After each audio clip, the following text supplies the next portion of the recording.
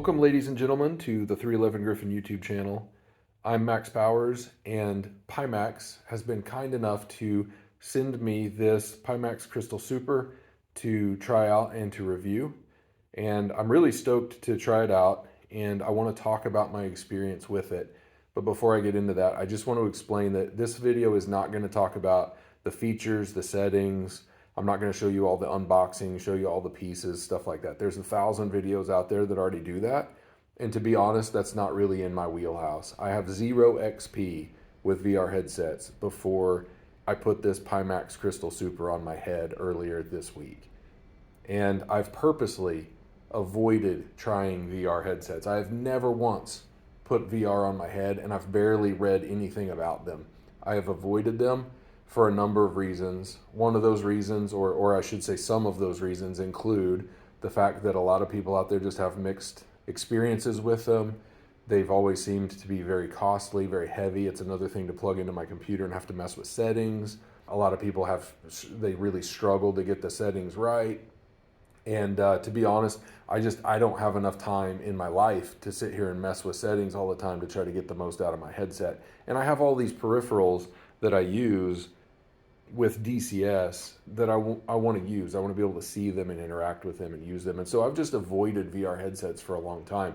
And because of that, I have nothing to compare this to except for Track IR5 and using my peripherals and things like that. So that's the way this video is going to go. This is literally just going to be like a new, completely inexperienced user's experience with a Pimax Crystal Super. And I got nothing to compare it to VR wise. And that's the way I want to approach this. How easy is it to set up? What are some things that are really cool about it? Some things that aren't so cool about it from a new user's perspective, somebody who's never used VR before.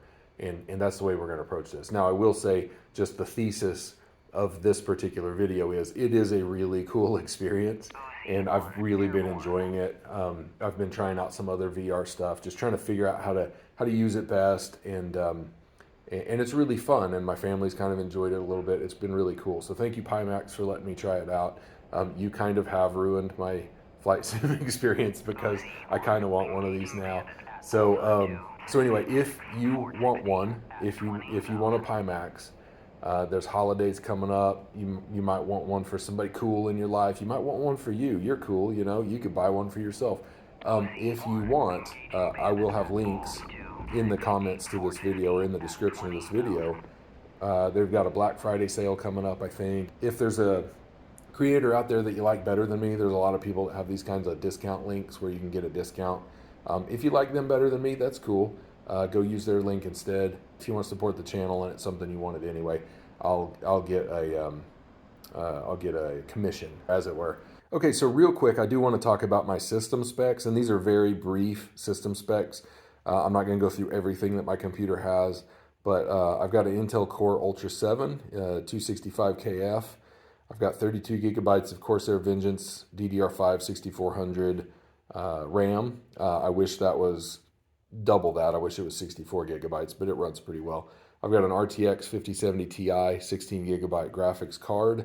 I've got two NVMe drives, and I've got a solid state drive. Two of those came over from my last computer. One of those came with this computer. So that's my specs. Everybody's specs vary, and even if your specs are basically the same on your computer, your settings in Pimax and in DCS are going to be a little bit different, or whatever game you're playing, they're going to be a little bit different no matter what. Okay. So new user, brand new, out of the box. Been about 30 minutes or so, unboxed it, got it hooked up. It was relatively easy to hook up. I caused some problems for myself, just the way I hooked the cables up and everything. It wasn't very clean, so I had to kind of undo it and redo it. Ran through the settings real quick. And I didn't record any of my gameplay that night. I should have, because it was quite a bit different than my second experience, but it was pretty good. I set up the settings the best I could according to the Pimax guide that I was looking at. Jumped into DCS, forgot to set some stuff up in DCS, exited, jumped back in, got to flying. There were some weird lines, but the depth of field really looked good. The depth, the perspective looked really amazing. It looked like I was, the view was off center at first. It looked like I was sitting on the wing of an F-15 looking down at the ground. and it was very impressive. So I got that fixed, got in the cockpit, flew around. I don't get motion sickness very well. I was flying through some clouds and I decided to kind of like roll over and dive down into a mountain valley in the Caucasus, and I got dizzy. And some of that was the settings, some of it was the jumpiness of my game or of the headset or whatever. And I'm trying to work that out. It still does it a little bit, especially if you're low or if you're moving fast or if you're looking around really, really quickly. A feature that I thought was pretty cool, other headsets may have this, was the eye tracking. So it's really trying to render the things you're looking at as opposed to things that are on the screen. So as you look around with your eyes, it's following that and rendering things that you're looking at. Just because your head's looking that direction doesn't mean your eyes are. So that was pretty cool, but there is a little bit of a transition area that's a little bit rough and disorienting. It's not as bad now that I've changed some settings, but it's still there a little bit. And like I said, if you're low to the ground, moving quick, or looking around a lot, there are some jittery things going on that are kind of disorienting. So I got a little dizzy, but the spatial awareness was really good. Also, in that first night, I was doing a dogfight, and I was really struggling to pick out some enemy MiGs. And the MiGs looked just like the parachutes of the guys that had jumped out of the MiGs I'd already blown up. And just like up close, the cockpit looked amazing. Outside the cockpit didn't. I've since fixed that a lot, and I'm still working on trying to get those settings dialed in to get it to look a little bit better and to play a little bit smoother, okay? So obviously my physical controls are a little bit hard to find. I don't have a one-to-one cockpit, nothing close to it. If you had a one-to-one cockpit and you were flying that plane in DCS, if you positioned your physical controls correctly, it would feel very natural reaching for them, and you could almost get like really, really close to them and then find them by feel. I'm spending a lot of time looking through the kind of gap in the nose, like tilting my head back and looking through the gap in the nose to try to see my keyboard or see controls and things like that. But some of that will get better with time and with settings and with setup. That's not really the problem with the Pimax Crystal. That's just something that's going to happen with headsets. But finding controls is more difficult. Also, the Pimax Crystal has a pass-through function that I really love. It's really weird and disorienting a little bit, but you can hit a key combination and you can actually see your room and your keyboard for a little bit. And then you hit it again and it goes back to the game. I really love that functionality. The only problem I found is that it doesn't always work. The first time I tried it, it worked really well and I was able to get on keys. It's hard to see exactly what key is which or what it's on your screen because it's just really weird. It's almost like looking through some combination of night vision and thermal goggles, if you've ever done that. It's a really weird pixelated experience. It's really blown out and it's kind of black and white, but or grayscale. But it helps a lot. The problem is it didn't work in subsequent sessions, and I don't know why. I haven't figured that out. But it is a really cool feature. I don't know if other headsets have that or not. But my next step with all of this was to kind of tweak settings. Because here's the thing, I've watched a bunch of videos now. After having played it, I'm like, okay, I'm gonna break the fast. I'm gonna go watch some videos and try to get some better understanding of what settings do what. And there are a lot of people that disagree about settings or that get different experiences with settings. So I'm really just having to tweak the settings the best I can. But I have made improvements. There's still a lot of the jerkiness that I talked about, a lot of disorienting and fatiguing, okay? And again, especially low to the ground, when I'm moving fast, looking around quickly. I flew a mission in the Apache in Jerusalem, just trying to stay low, flying amongst the buildings and stuff. It was really, really cool. You can really kind of tell better where you're positioned. I still couldn't land very well, and I was kind of rushed, so I didn't even like take the time to land properly. But it was very cool. I also think that there's a lot of improvement with being able to aim the gun as the pilot. One of the things I like doing is letting George was the missiles and I'll was the gun, and I try to either put like a shorter range in with the gun, or I'll try to automatically range, and then I look around and shoot stuff with a gun while I tell him what to shoot with the missiles. But it did seem like it was a lot easier to aim the gun naturally, And that's the thing with the headset, is like looking around is a lot more natural. That has its downsides, specifically in dog fights. Whenever I'm really trying to look over my shoulder, I'm having to actually look over my shoulder. And I've got a little bit of a chair in the way sometimes.